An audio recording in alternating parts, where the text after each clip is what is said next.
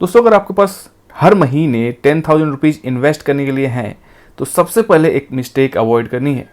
आपको अपने 10,000 रुपये को अलग अलग 10 से 12 ETF में डिस्ट्रीब्यूट करने की ज़रूरत नहीं है। एक्चुअली मैं तो कहूँगा कि 10,000 रुपये के पोर्टफोलियो को अननेसेसरली कॉम्प्लिकेटेड बनाना ये सबसे ईजी वे है अपने इन्वेस्टमेंट स्ट्रैटेजी को खुद डिफ़िकल्ट बनाना। क्योंकि 10,000 रुपीज़ इन्वेस्ट करना डिफ़िकल्ट नहीं है, डिफ़िकल्ट ये डिसाइड करना है कि ये 10,000 एग्जैक्टली क्या करेंगे, इनका रोल क्या होगा। देखो, मैं चाहता हूँ कि इसका एक पोर्शन इंडिया की ग्रोथ के साथ चले, एक पोर्शन थोड़ा एग्रेसिव हो जहाँ हम हायर ग्रोथ पोटेंशियल के लिए फैक्टर बेस्ड इन्वेस्टिंग ऑप्शन ढूंढें। फिर मैं चाहता हूँ कि 10,000 रुपये का कुछ हिस्सा इंडिया के बाहर भी एक्सपोजर हो, क्योंकि अगले 10 से 15 साल की ग्रोथ सिर्फ इंडियन कंपनी से नहीं आएगी। और फाइनली मुझे पोर्टफोलियो में कुछ ऐसे कंपोनेंट भी चाहिए जो इक्विटी मार्केट को एग्जैक्ट कॉपी ना करें। नाउ अब इंटरेस्टिंग पार्ट ये है कि इन 4 काम के लिए मुझे सिर्फ 4 ETF चाहिए, और मैं आज आपको इस वीडियो में एक एक करके बताऊंगा कि अगर मेरे पास 10,000 रुपीज़ इन्वेस्ट करने के लिए हैं तो मैं कैसे इन 10,000 रुपीज़ को 4 ETFs में बांटूंगा, जिनमें हर ETF का एक पर्टिकुलर रोल डिफाइंड होगा और उसी बेसिस पे ये पोर्टफोलियो बनेगा। और एंड में जब पूरा पोर्टफोलियो सामने आएगा तब आपको समझ में आएगा कि मैंने इन ETFs को एक साथ क्यों रखा है। चलो, तो सबसे पहले शुरुआत करते हैं पहले काम के साथ, जो कि है इंडिया की ग्रोथ में हिस्सेदारी लेना।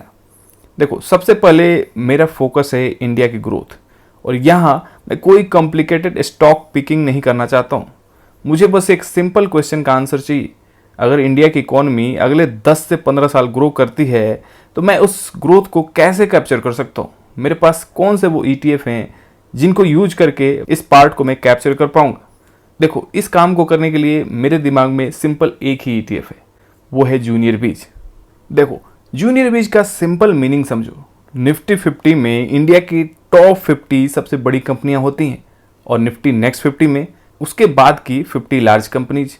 तो मुझे यहाँ इंडिया की next layer of large business का एक्सपोजर मिल रहा है, और मेरे लिए इसका रोल सिंपल है, इंडिया का ग्रोथ बकेट। और यहाँ मुझे किसी एक कंपनी को चूज करने की ज़रूरत नहीं है। मुझे ये प्रिडिक्ट करने की भी ज़रूरत नहीं है कि अगले 10 साल में कौन सी कंपनी सबसे बड़ी बनेगी। मैं सिंपली एक बास्केट के थ्रू इंडिया के ग्रोथ में पार्टिसिपेट कर रहा हूँ, और इसीलिए मैं यहाँ पे जूनियर बीज को सेलेक्ट कर रहा हूँ। और इसके लिए मैं अपने 10,000 रुपीज़ में से 3,000 रुपीज़ को एलोकेट करूँगा। और ये ऐसा क्यों करूँगा? क्योंकि अगर मैंने पूरा अपना एलोकेशन सिर्फ एक ही ब्रॉड बेस्ड इंडेक्स में डाल दिया तो पूरे पोर्टफोलियो में एक चीज़ मिसिंग रह जाएगी, वो है थोड़ा सा एग्रेशन। और इसी वजह से मुझे दूसरा ETF ढूंढना पड़ेगा जो कि थोड़ा एग्रेसिव हो। और इस एग्रेसिव ग्रोथ को कैप्चर करने के लिए मेरे दिमाग में सिर्फ एक ही ETF आता है, वो है अल्फा 50। अब अल्फा 50 को आप जूनियर बीज का रिप्लेसमेंट मत समझना, क्योंकि दोनों का काम सेम नहीं है। मैंने आपको वीडियो की शुरुआत में ही बताई थी कि मैं 4 ETFs को रखूंगा और उन चारों ETFs का रोल डिफाइंड होगा। इसीलिए ये दूसरा ETF जो है, इसका रोल सिंपल है, बस एग्रेसिव ग्रोथ को कैप्चर करना। यानी कि जब भी इंडिया में बड़ी बुल मार्केट आए उस पूरे बुल मार्केट को यहाँ पे कैप्चर करना और नॉर्मल ETF से थोड़ा सा हाई अल्फा जनरेट करना। अगर सिंपल भाषा में देखें तो जूनियर बीज यहाँ पे स्टेबिलिटी का काम करेगा, बट अल्फा 50 पोर्टफोलियो का ग्रोथ इंजन का काम करेगा। यहाँ पे एक सिंपल चीज़ और मैं बोलना चाहता हूँ, अल्फा 50 का मतलब ये नहीं है कि ये हर साल जूनियर बीज या फिर निफ्टी 50 को बीट करेगा, ऐसी कोई गारंटी नहीं है। फैक्टर स्ट्रेटजीज भी फेज में काम करती हैं। कई बार अल्फा बहुत अच्छा परफॉर्म करेगा, कई बार ब्रॉड मार्केट से थोड़ा सा पीछे भी चलेगा।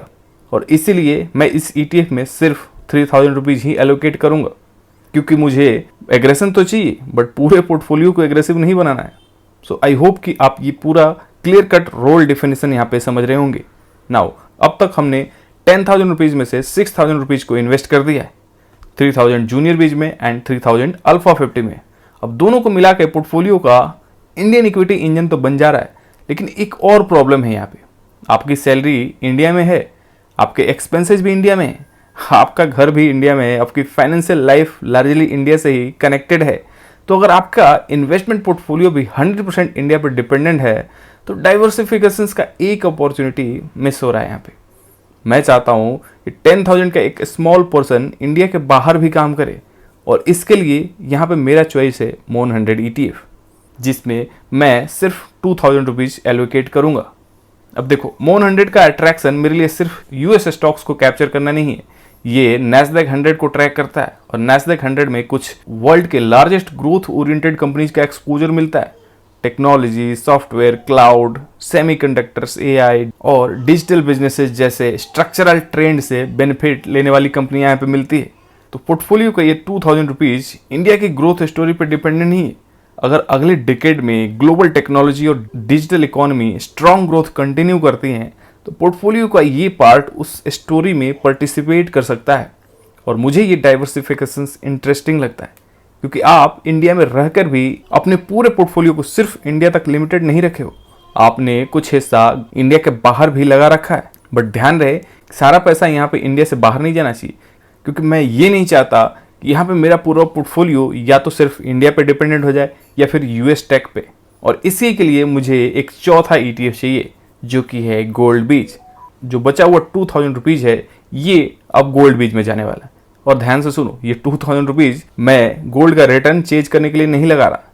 जब आपके पास जूनियर बीज, अल्फा और मोन 100 जैसे ETF आपके पोर्टफोलियो में रहेंगे, इसका मतलब साफ है कि आपका पोर्टफोलियो हेविली इक्विटी टिल्ट है। और इसी को थोड़ा सा बैलेंस करने के लिए हमें कमोडिटी ETF चाहिए, और वो भी ऐसा कमोडिटी ETF जो इनके अपोजिट नेचर का हो। यानी कि जब ये इक्विटी ETF डाउन ट्रेंड में हो, ये ETF इनके अगेंस्ट में चल के इनको बैलेंस करने की कोशिश करे। And that's where the gold ETFs comes in. क्योंकि हिस्टोरिकली देखा गया है कि जब भी मार्केट में इकोनॉमिक अनसर्टेनिटी आई है, इन्फ्लेशन का एनवायरनमेंट बना है या इक्विटी मार्केट में डिफिकल्ट फेजेज आए हैं, ऐसे सिचुएशंस में गोल्ड का बिहेवियर इक्विटी से काफ़ी डिफरेंट दिखा है। और मेरे लिए इसी वजह से गोल्ड का पोर्टफोलियो में एक रोल डिफाइन करना बहुत ही जरूरी हो जाता है। सो चलो एक बार पोर्टफोलियो को पूरा से यहाँ पे समराइज कर देते हैं। हमने 10,000 रुपीज़ को इस तरह से रखा है।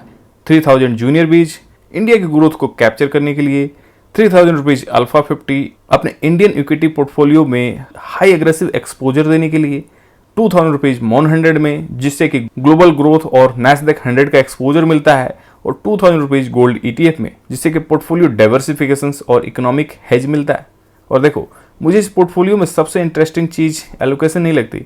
इंटरेस्टिंग चीज़ है कि हर ETF का एक अलग काम है।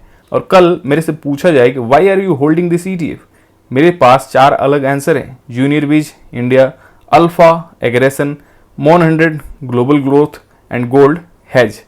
That's the portfolio. न 20 ETF, न 50 स्टॉक्स, न हर हफ्ते पोर्टफोलियो चेंज करने की जरूरत। बस 10,000 रुपीज़ को एक बार एलोकेट करके छोड़ दो एंड उसमें कंसिस्टेंटली SIP करते रहो। That's the system. सो आप इस पोर्टफोलियो के बारे में क्या सोचते हो? क्या आपने अपने पोर्टफोलियो में हर ETF को एक रोल दिया है? अगर हाँ, तो वो रोल कौन सा है? चाहे तो आप कमेंट में बता सकते हो। चलो मिलते हैं नेक्स्ट वीडियो में।